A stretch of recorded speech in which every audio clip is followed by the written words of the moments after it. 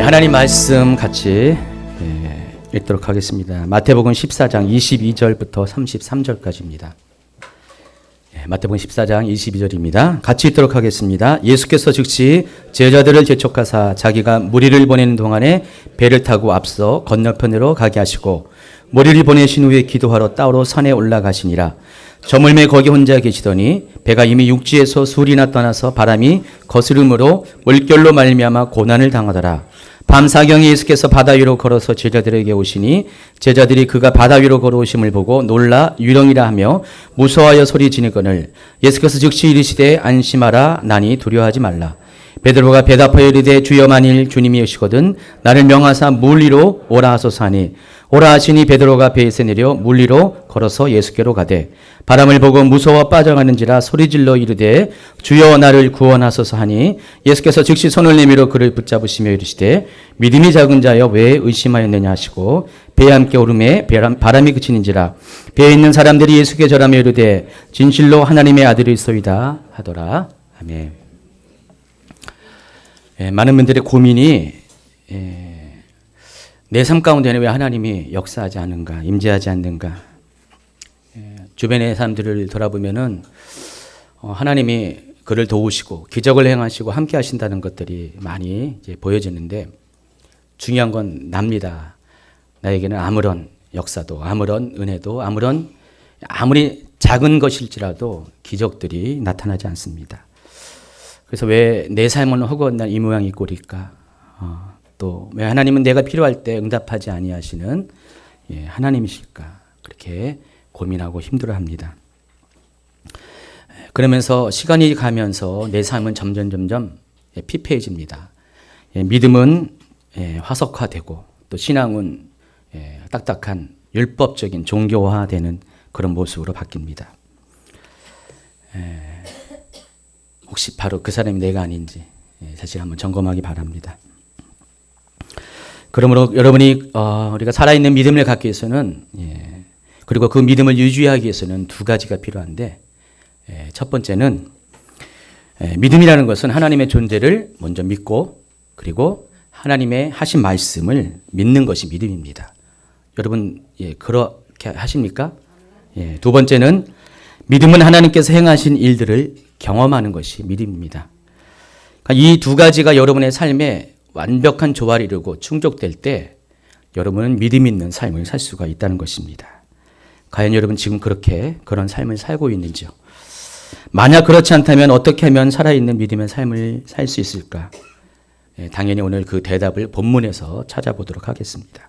오늘 본문은 예수님께서 무리를 걸으시는 기적을 행하는 것으로 시작합니다.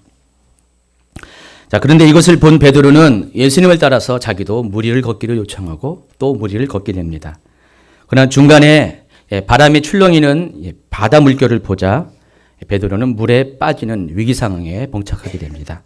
다행히 예수님은 구원을 요청하는 베드로의 손을 내밀어서 물에 빠져가는 베드로를 건져주십니다. 그리고 말씀하십니다. 31절 같이 읽겠습니다. 믿음이 작은 자여 왜 의심하였느냐. 자, 베드로의 실패 원인이 뭐라고요? 믿음이 작았기 때문에. 그리고 그의 믿음을 작게 한 원인이 뭐였습니까? 의심이었습니다. 그래서 이 믿음을 약하게 하는 것은 바로 의심이라는 것을 여러분이 깨닫게 될 것입니다. 베드로는 무엇을 의심했고 왜 의심했는지 또 그것을 알기를 원합니다. 베드로가 의심한 건 뭡니까? 예수님이신데 그 예수님의 어떠하심을, 예수님의 살아계심을, 하나님의 아들임을, 예수님의 능력을 행하신 것들을 의심하였다는 것입니다. 그리고 베드로가 예수님을 의심한 이유는 바람을 보고 물결을 보았기 때문이라는 것입니다. 그래서 오늘 말씀의 핵심, 굳이 이제 결론을 내리자면은 믿음을 결정하는 조건은 첫째는 무엇을 보느냐이고 두 번째는 바라보는 그것을 계속해서 유지하는가, 이것에 달려있음을 여러분이 아시기 바랍니다. 믿음의 대상을 제대로 바라보고 그 믿음의 대상을 향한 시선을 유지하는 것이 여러분의 믿음을 결정한다는 것입니다. 많은 사람들이 믿음의 출발을 했지만은 열매를 맺지 못하는 이유가 첫째는 하나님을 믿지 못해서이고 또 설사 하나님을 믿었다 할지라도 두 번째는 그 믿음을 끝까지 유지하지 못하기 때문입니다. 오늘 이 말씀을 전하면서 제가 이렇게 자주 듣는 우리 찬양팀이 자주 하는 찬양을 생각해 봤습니다. 시선이라는 노래가 있습니다. 시선이라는 노래가 그 가사가 이렇습니다. 내게로부터 눈을 들어 주를 보기 시작할 때 주의 일을 보겠네. 내 작은 마음 돌이키사 하늘에 꿈꾸게 하네. 주님을 볼 때 모든 시선을 주님께 드리고 살아계신 하나님을 느낄 때 내 삶은 주의 역사가 되고 하나님이 일하기 시작하네. 2절입니다. 성령이 나를 변화시켜 모든 두려움 사라질 때 주의 일을 보겠네. 황폐한 땅 한가운데서 주님 마음 알게 되리. 주님을 볼 때 모든 시선을 주님께 드리고 전능하신 하나님을 느낄 때 세상은 주의 나라가 되고 하나님이 일하기 시작하네. 자, 이와 같이 믿음은 살아계신 하나님을 믿는 것입니다. 그리고 그 하나님을 향한 시선을 놓지 않는 것입니다. 제가 직접적으로 여러분을 묻겠습니다. 중요한 것은 여러분이 하나님을 믿습니까? 근데 그보다 더 중요한 것은 어떤 하나님을 믿느냐. 이것이 중요합니다. 무조건 믿는 것이 아니라 아무 대책 없이 믿는 것이 아니라 우리의 믿음의 대상인 하나님이 어떤 분인지를 잘 알고 믿는 것. 이것이 중요하다는 것입니다. 여러분에게 있어서 하나님은 과연 어떤 하나님입니까? 무조건 잘해주고 다 용서해주고 여러분이 아파할 때 무조건 여러분 편대해주시는 그런 하나님이십니까? 제가 이 질문을 하는 이유는 하나님에 대한 지식이 여러분의 믿음을 결정하기 때문입니다. 그래서 여러분이 하나님을 아는 만큼 여러분의 믿음의 질과 또 크기가 결정됩니다. 그러면 여러분은 할 수 있으면은 하나님을 제대로 많이 경험해야 됩니다. 어떻게 하나님을 경험합니까? 첫 번째는 하나님께서 여러분에게 이미 말씀하신 기록된 성경 말씀으로 하나님을 경험하기 바랍니다. 우리가 다른 모든 체험을 하기에 앞서서 하나님의 말씀이 기초가 됩니다. 많은 분들이 이 하나님을 모른 채 그냥 체험에 의지하는 분들이 많이 있어요. 위험합니다. 체험은 좋은 것이지만은 때로는 그것이 주관적인 것이 될 때 엉뚱한 믿음을 가질 때가 많이 있습니다. 그렇기 때문에 믿음의 기초, 첫 발은 하나님의 말씀을 믿는 것입니다. 여러분 하나님 말씀을 믿습니까? 하나님 말씀이 쓰여진 모든 것들이 때로는 이성이 안 맞고 과학적인 논리가 부족할지라도 다 하나님께서 행하신 것인 것을 믿습니까? 아마 그렇기 때문에 여기 계실 거예요. 그런 분들은 정말 믿음의 정확한 출발을 할 수가 있습니다. 두 번째는 일상의 삶에서 살아 역사하시는 하나님을 체험해야 합니다. 이 부분이 굉장히 중요해요. 이 기독교는 체험의 종교예요. 모든 다른 종교들도 많이 있지만은 기독교를 가리켜서 두 가지로 얘기합니다. 체계 종교라고 합니다. 하나님 말씀이 있다는 거고 두 번째가 체험의 종교라는 것입니다. 이 두 가지가 잘 조화되어야 돼요. 그러니까 여러분은 항상 여러분 가슴 속에 고동쳐야 돼요. 하나님 때문에 가슴이 항상 하나님으로 울렁거리고 하나님 때문에 두근두근 거리는 게 있어야 됩니다. 그리고 또 하나님의 음성이 가능하면은 들으셔야 됩니다. 물론 이 귀로 들으면은 마귀의 소리를 들을 수가 있으니까 여러분의 마음의 귀로, 심령의 귀로 듣기 바랍니다. 또 하나님의 살아계심을 여러분이 계속해서 느껴야 됩니다. 역사하신 것들을 계속해서 느껴야 됩니다. 아, 하나님이 여기 계시구나. 하나님 지금도 나를 위해서 일하시고 계시는 것을 계속해서 여러분이 느껴야 됩니다. 이것이 끊어지면은, 이 체험이 끊어지면은 여러분의 믿음이 약해질 수밖에 없습니다. 그러나 중요한 것은 이 두 가지가 언제나 조화를 이루는 것, 하나가 되는 것, 같이 가는 것이 바로 이것이 하나님을 경험하는 것입니다. 자, 예수님께서 가르쳐 주신 주교문의 첫 번째 기도가 있습니다.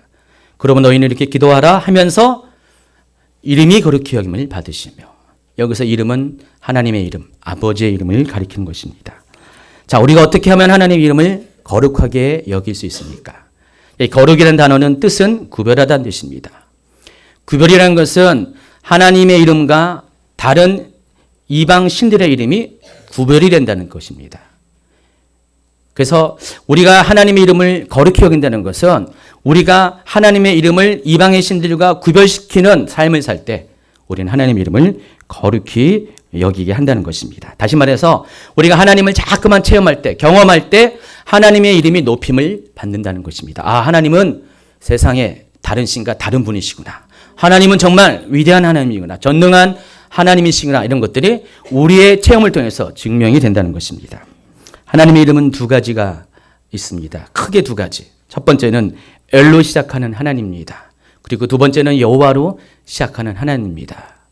엘로 시작하는 하나님은 대표적인 것은 엘로힘입니다. 엘로힘은 성경에 굉장히 많이 나와 있는데 2550번이나 나와 있어요.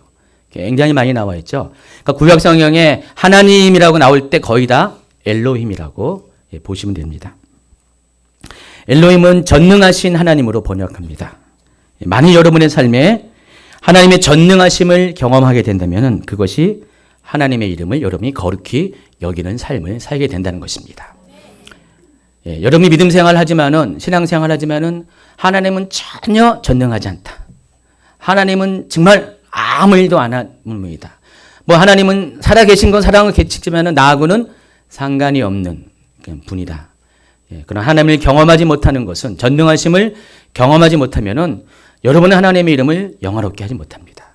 하나님의 이름을 거룩히 여김받게 하지 못한다는 것입니다. 그럼 날마다 여러분의 삶에 전능하신 하나님, 엘로힘 하나님을 경험하기 바랍니다. 두 번째, 여호와로 시작하는 하나님의 이름의 그 대표적인 것은 여러분 잘 알고 있는 여호와 이레.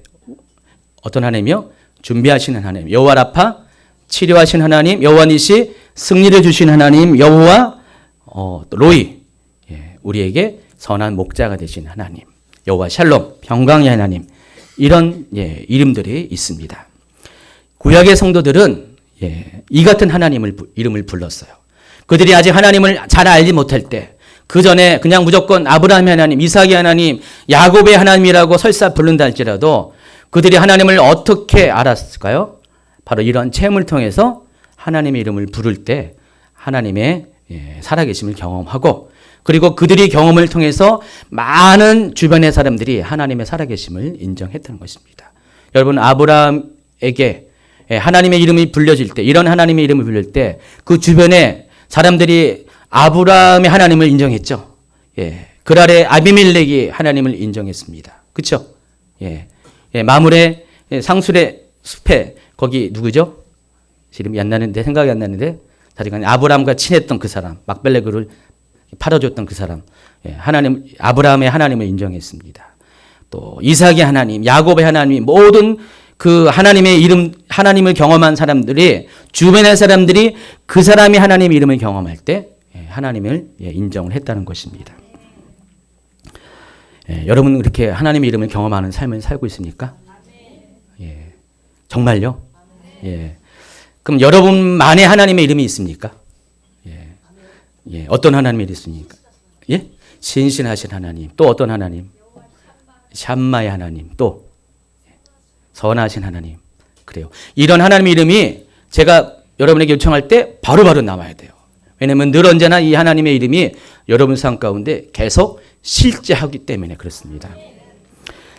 만약에 하나님의 이름이 여러분 앞에 불려지지 않는다면 여러분 삶에 문제가 있어요. 아무리 생각해도 하나님의 이름이 느껴지지 않고 생각나지 않고 불려지지 않는다.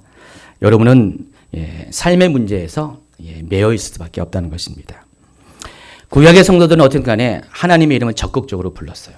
그리고 하나님의 이름을 부를 수 있는 일은 하나님의 이름을 체험했기 때문에 그렇다는 것입니다.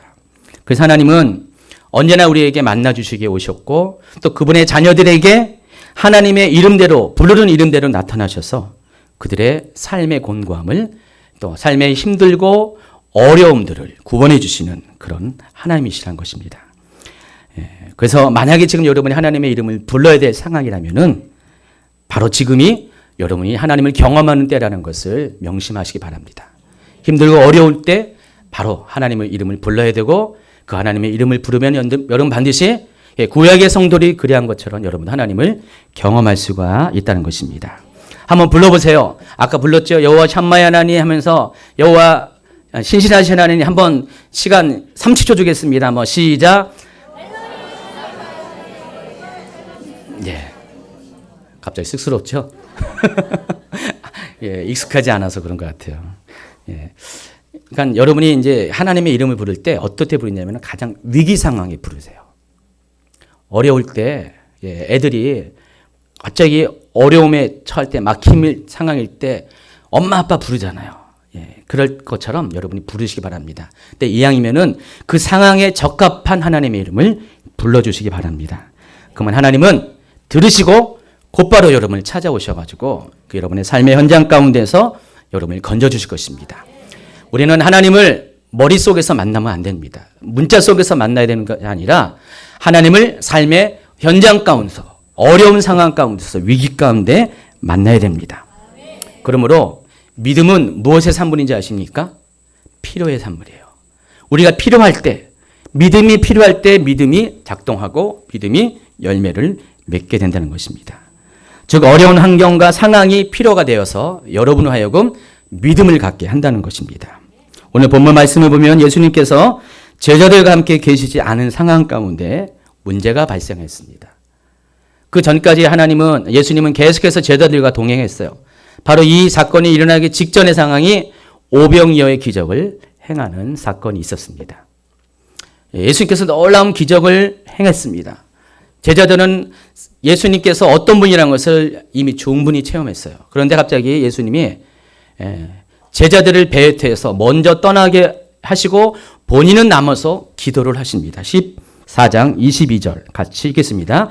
예수께서 즉시 제자들을 재촉하사 자기가 무리를 보내는 동안에 배를 타고 앞서 건너편으로 가게 하시고 무리를 보내신 후에 기도하러 따로 산에 올라가시니라. 저물매 거기 혼자 계시더니. 예수님이 왜 이 같은 행동을 하셨을까?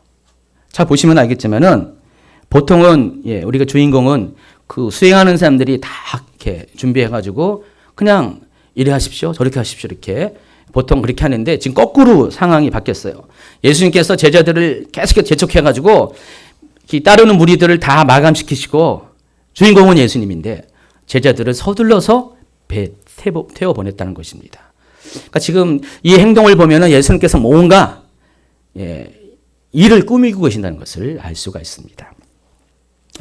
자, 어쨌든 예수님이 이렇게 보내니까 제자들이 배를 타고 육지에서 떠납니다. 여기 보니까 술이나 떠났다고 했습니다. 바다에서 술이라는 것은 여기 술이라는 것은 이제 심리가 4km죠. 아마 4km 이내겠죠. 4km 이내인데 여기는 지금 갈릴리 바다예요. 그래서 만약에 4km 정도 가게 된다면 갈릴리 바다의 가운데 정도 쭉 들어오게 될 겁니다. 뭐 가운데는 아니겠지만 어느 깊은 바다 쪽에 들어오는데 근데 갑자기 바람이 확 불기 시작합니다. 예수님이 없는 상태에서 바람이 불고 또 물결이 막 칩니다. 그러니까 제자들의 입장에서는 예수님도 없는 상태에서 바람이 불고 물결이 치니까 굉장히 두려움을 꼈어요. 여러분 마태복음 8장에도 한번 그런 상황이 있었죠. 예수님께서 제자들과 함께 가다라 지방으로 건너갈 때 그때도 똑같이 폭풍을 만나게 됐습니다. 그러니까 제자들은 한번 뜨거운 맛을 봤어요. 그렇죠? 죽을 고생을 했어요. 그때는 예수님이 함께 계셨어요. 비록 주무시고 계셨지만은 그래서 예수님을 막 잡아 깨우면서 예수님 우리가 죽게 된 것을 돌아보지 않으십니까? 하면서 예수님에게 따지고 막 그랬습니다. 그런 트라우마가 있는 제자들이었는데 갑자기 예수님이 안 계시고 똑같은 상황에 바람이 막 일어나고 파도가 치는 이 상황 가운데 두려움을 느꼈습니다. 그때는 예수님이 계셨는데 지금은 예수님이 없었기 때문에 아주 심각한 상황에 직면하게 됐습니다. 그때 제자들이 한 행동이 어땠을 것 같아요?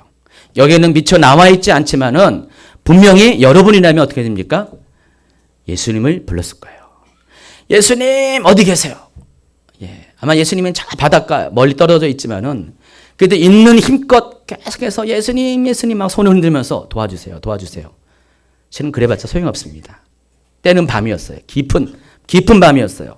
그리고 파도 소리, 바람 소리 때문에 그들의 소리가 예수님께로 전달될 가능성은 거의 없을 것입니다. 그럼에도 불구하고 그들은 예수님을 불렀을 것입니다. 그런데 그때 예수님은 찾아오십니다. 예수님이 뭘 타고 오셨을 것 같아요? 그래 급한 상황이니까 모터보트를 타고 왔을까요? 회속선을 타고 왔을까요? 그때는 그런 게 존재하지 않았습니다. 예수님은 배를 타고 오시지 않았어요. 어떻게 오셨습니까? 걸어오셨습니다. 걷는 게 제일 빨랐어요. 무리로 걸으셨어요. 예수님은 기적을 가지고 그들을 찾아오셨다는 것입니다.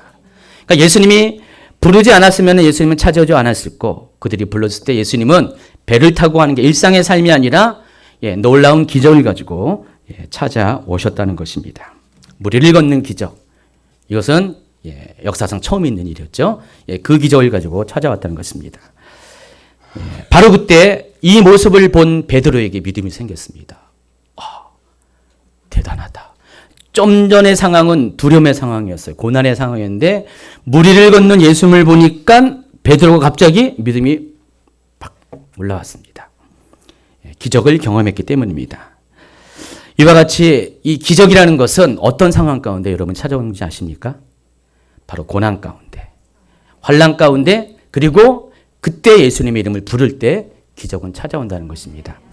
혹시 여러분 깊은 바다 가운데, 인생의 밤 가운데, 파도 치는 그 가운데, 물결이 있는 그 가운데 여기 서 계신 분이 계십니까? 없으세요? 물론 여기는 지금 땅입니다. 예를 들어서 여러분의 인생이 그렇다 할 때 그런 힘든 상황에 계신 분들은 바로 이때가 기회입니다. 누구를 만날 때? 예수님을 만날 기회. 그리고 그냥 예수님이 아니라 기적을 가지고 찾아오시는, 그래서 여러분의 그 예수님의 기적을 여러분이 동참케 하시는 기회를 여러분이 얻게 되는 것입니다. 축하합니다라고 여러분 옆에 분들한테 고난당하면 제가 알아요. 여기 지금 몇 분들이 이렇게 힘들고 어려운데 축하합니다. 김재희 성도님 축하합니다. 주님을 만들 때입니다. 점점 깨어나고 계시네요.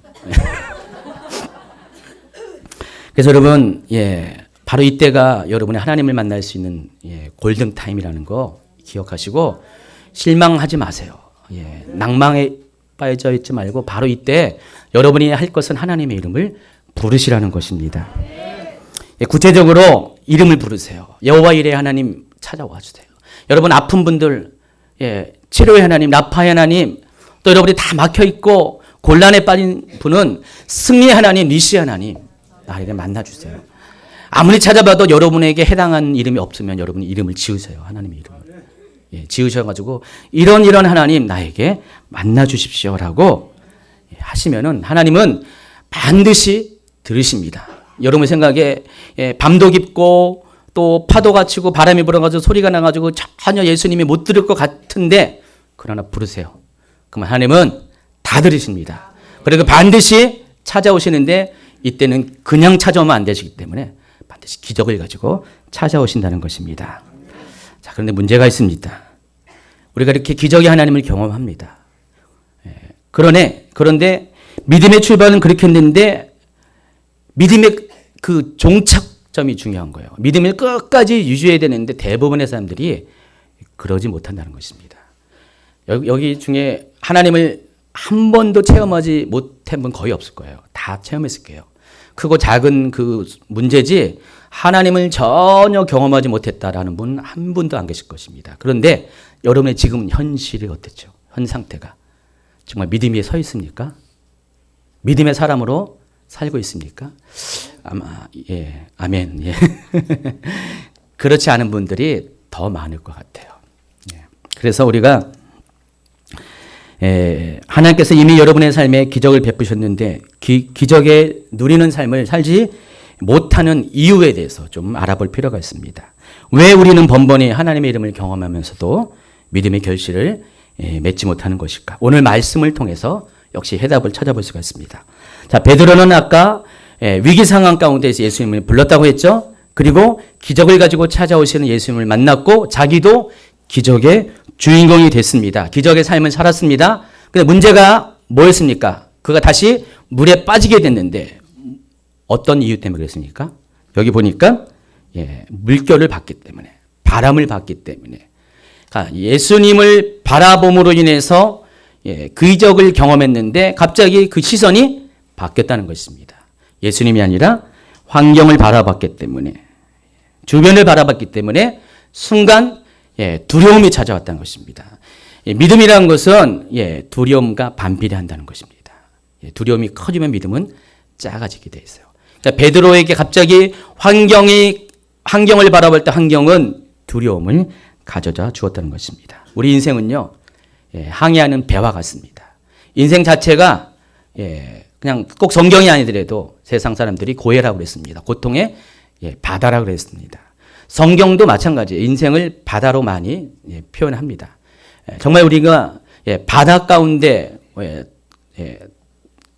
외롭게 떨어진 돛단대와 같이 우리는 그곳에서 인생의 항해를 할 때가 많이 있습니다. 그래서 인생 가운데는 항상 바람이 존재하고요, 물결이 존재한다는 것입니다. 그러니까 고난이라는 것은 우리의 삶 가운데 당연한 것이에요. 그러니까 고난이 없는 것은 우리가 인간을 이 길을 포기하는 것이죠.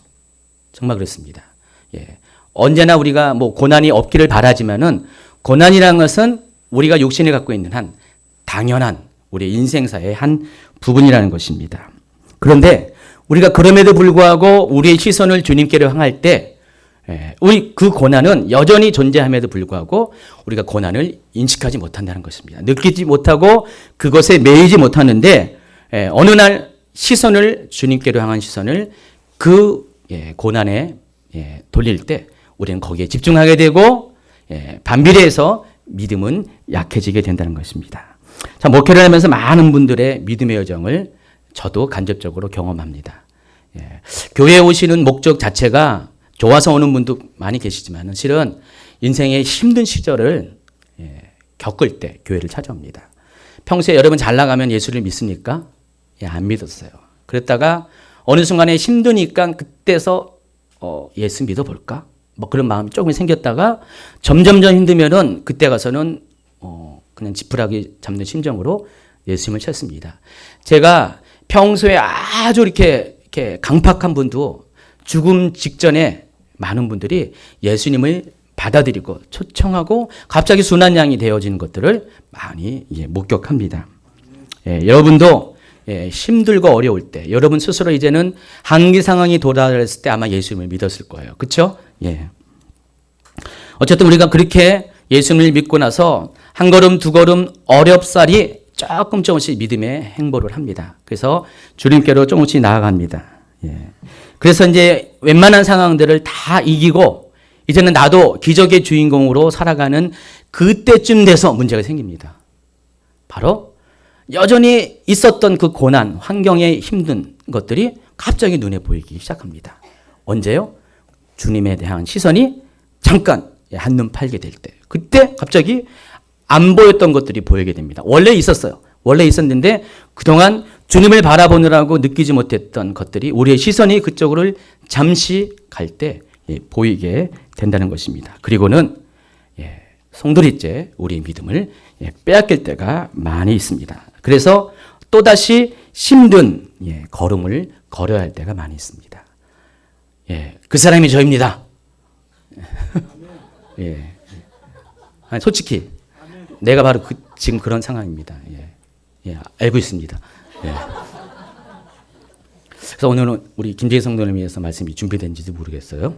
근데 누구를 위해서 준비한 건 아닌데 결론이 그럴 수가 있을 것 같아요. 그래서 그런 분들에게 도움을 주고 싶습니다. 어떻게 하면 믿음을 끝까지 유지하며 날마다 기적의 삶을 살 수 있을까? 결론은 이미 나와 있죠. 뭐라고요? 우리의 시선을 주님께 바라보는 것.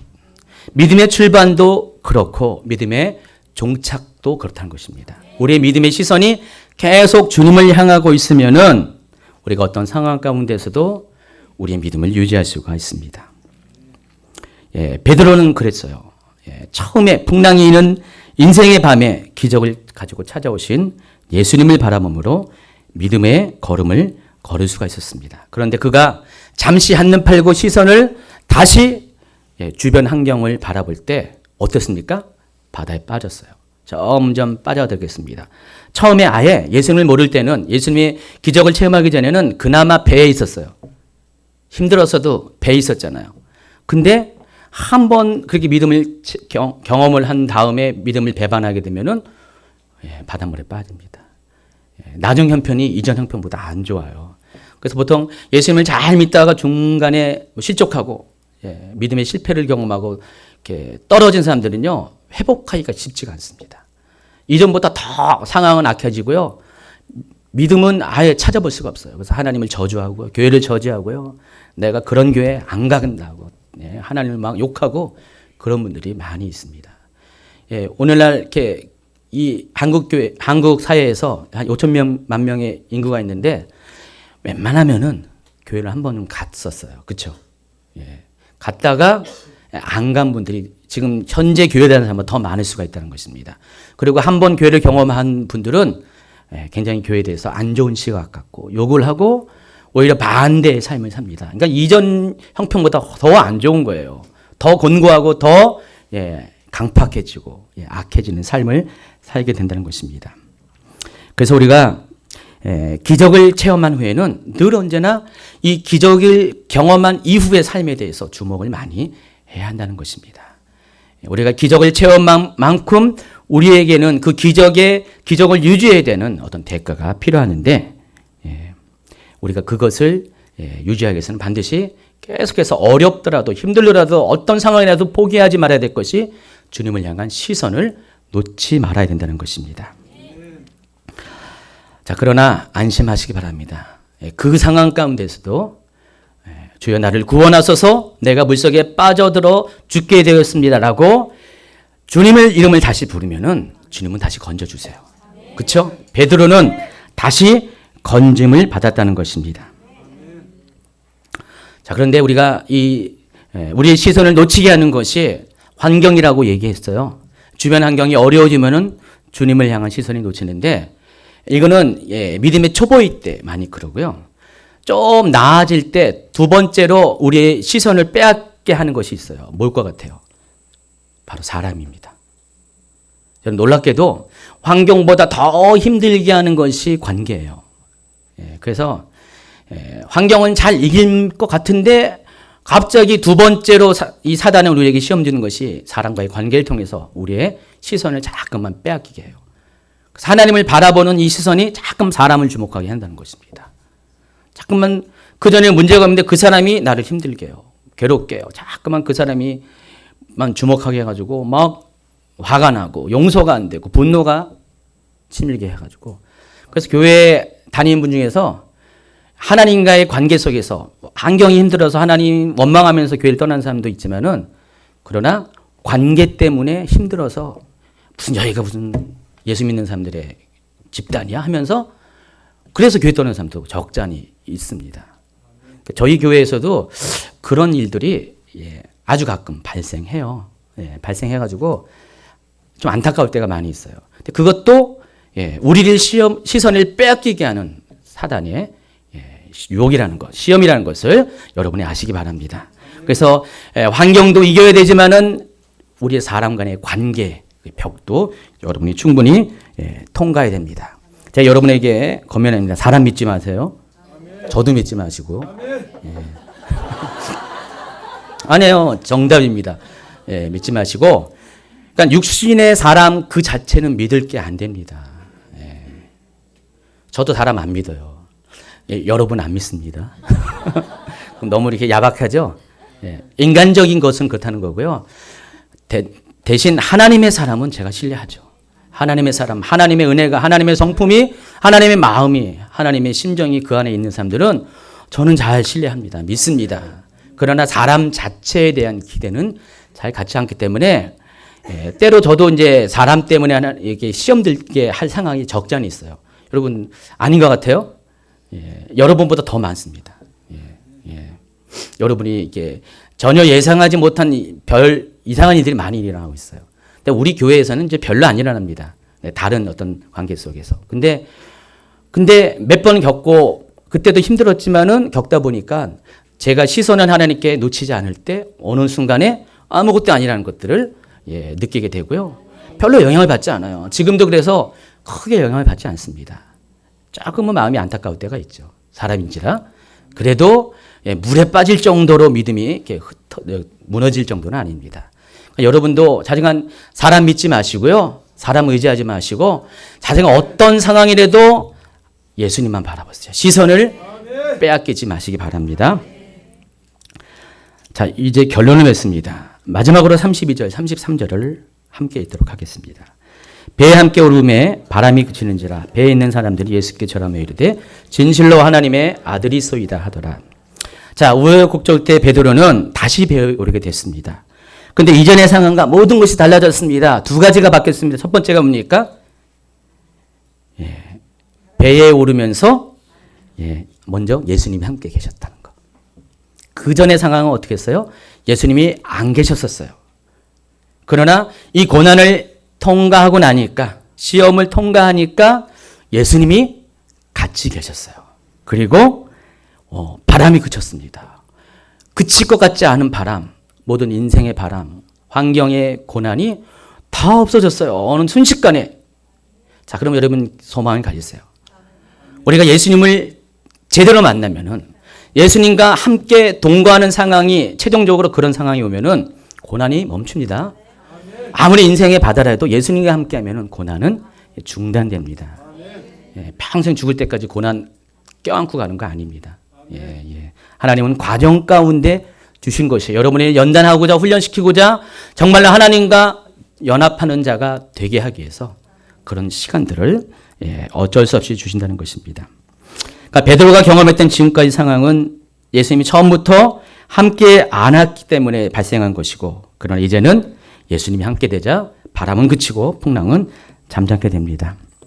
자, 이와 같이 하나님은 우리 믿음을 이렇게 이런 방식으로 훈련시키고, 그래서 환경을 주시고 사람을 거치게 하면서 여러분에게 요구하는 것이 뭡니까? 오직 시선을 주님께로 향하고 그 시선을 유지하게 하는, 바로 그것을 하나님이 요구하신다는 것입니다. 물론 하루아침에 다 되는 거 아니에요. 시행착오가 있어요. 여기 베드로도 시행착오가 있었잖아요. 베드로도 여러 번의 단계를 통해서 하나님께 시선을 유지하는 것들을 훈련을 받았어요.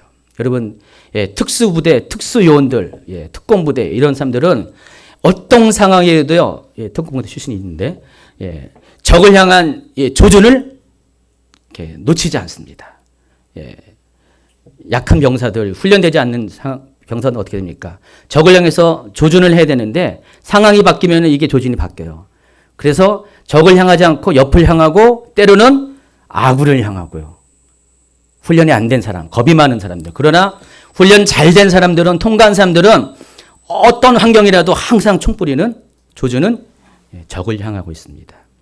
이게 훈련된 사람과 훈련되지 않은 사람의 차이입니다. 그래서 우리가 훈련이 잘 되면 우리 시선이 항상 어떤 상황이라도, 몸은 자꾸만 일로 끌고 가도 환경이 나를 끌고 가고, 사람이 내 마음을 자꾸만 빼앗아서 내 눈은 계속 주님만을 향하고 있다는 것입니다. 그러면 어느 순간에 내 몸도 따라와요. 내 마음도 따라오고요. 계속해서 주님을 향하고 있다는 것입니다. 최종적인 결론은, 하나님은 그래서 여러분의 시선이 바라보는 그곳에서 주님을 만나고 믿음의 열매를 맺길 원한다는 것입니다. 자, 배에 있는 사람들은 이 같은 상황을 겪은 후 예수님에 대한 믿음을 고백합니다. 뭐라고 했습니까? 진실로 하나님의 아들입니다. 여러분, 이 말을 들으면서 우리가 또 하나 생각하는 게 뭐가 있습니까? 이 고백은 누가 했습니까? 베드로가 마태복음 16장 16절에서 저는 그리스도요 살아계신 하나님의 아들이니이다. 근데 이 고백보다 앞서서 이 고백이 있었어요. 자, 근데 이 고백을 한 사람들이 왜 이런 고백을 했습니까? 그냥 보통의 상황에서 했습니까? 아니죠.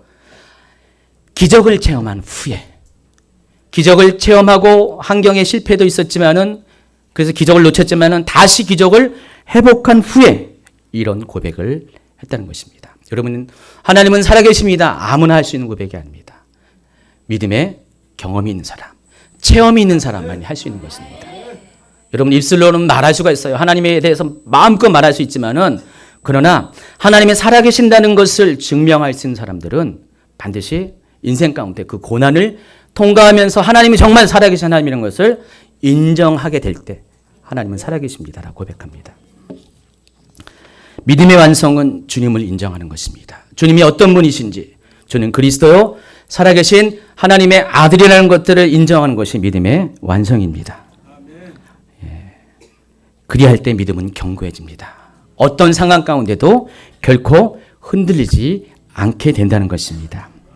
서두에 말씀드린 바와 같이 믿음엔 두 가지 요소가 하나가 되어야 된다고 말씀했죠. 첫 번째가 믿음의 대상인 하나님을 제대로 많이 알아야 되고, 두 번째가 그 하나님을 삶으로 체험해야 된다는 것입니다. 이것이 잘 조화되어야 되고, 더 중요한 것은 이 믿음이 끝까지 포기되지 않고 무너지지 않고 유지되어야 된다는 것. 근데 그렇게 하기 위해서는 시선을 주님께로 향하여 한다는 것입니다. 순서는 어쨌든 간에 이 배에 있는 사람들은 아직 하나님을 잘 몰랐고 먼저 하나님을 체험했고 나중에 하나님이 살아계신 하나님이라는 것을 하나님의 아들, 예수님이 살아계신 하나님의 아들이라는 것을 고백을 했습니다. 순서가 바뀌어도 상관없습니다. 중요한 것은 이 두 가지가 여러분의 삶 가운데 다 충족되어지기 바랍니다. 다 채워지기 바랍니다. 그래서 시선을 주님께 바람을 통해서 여러분의 삶이 정말로 믿음의 삶 끝까지 가기 바랍니다. 우리 중에 아무도 실패하지 마세요. 무너지지 마세요. 실망하지 마시고 시험 들지 마시고 교회 떠나지 마시고 믿음 떠나지 마시고 하나님 떠나지 마시고 끝까지 주님에게는 떠나도 상관없어요. 그러나 주님은 결코 떠나지 마시기 바랍니다. 그래서 끝까지 천국에서 다시 만나 뵙기 바랍니다. 옆에 분들은 다 천국에서 만날 분들입니다. 마지막으로 우리가 이 찬양 한번 하고 기도로 마칩니다. 시선이라는 찬양인데 아까 가사만 불러줬는데 오늘 이 찬양을 한번 하면서 한번 기도합니다.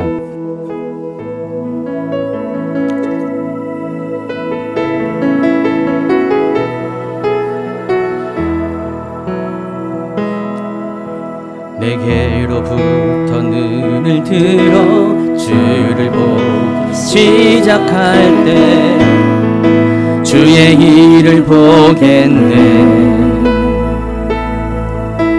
내 작은 마음 돌이키사 하늘의 꿈 꾸게 하네.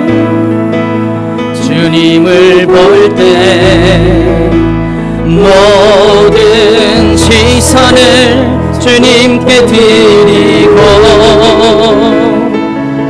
살아계신 하나님을 느낄 때 내 삶은 주의 역사가 되고 하나님이 일하기 시작하네. 성령이 나를 변화시켜 모든 두려움 사라질 때 주의 일을 보겠네.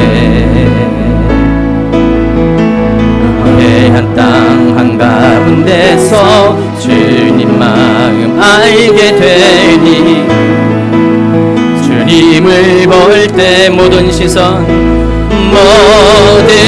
시선을 주님께 드리고 전능하신 하나님을 느낄 때 세상은 주의 나라가 되고 하나님이 일하기 시작하네. 모든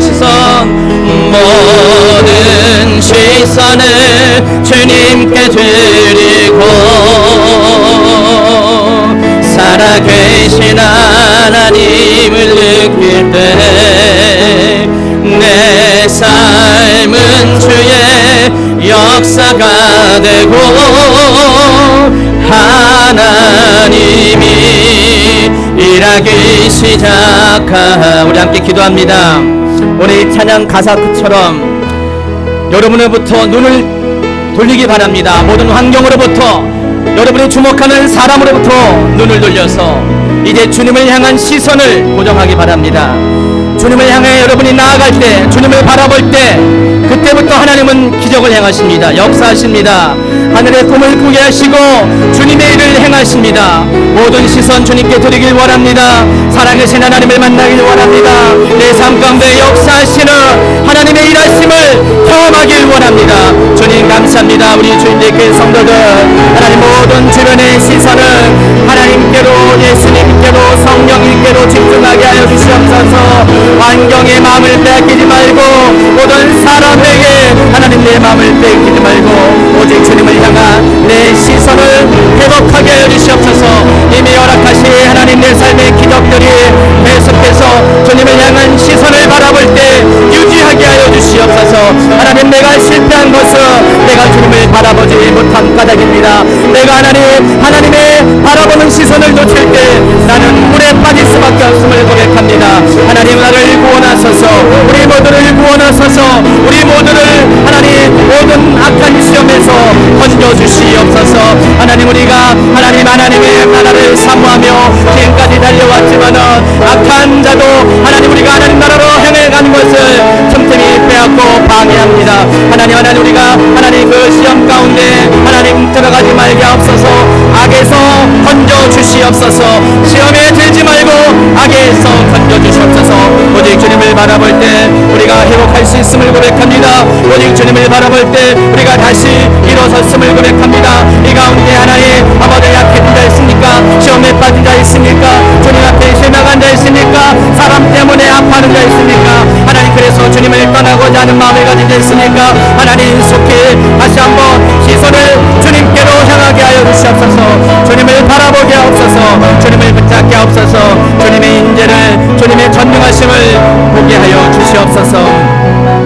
모든 시선을 주님께 드리고 전능하신 하나님을 느낄 때 전능하신 하나님을 느낄 때 세상은 주의 나라가 되고 하나님이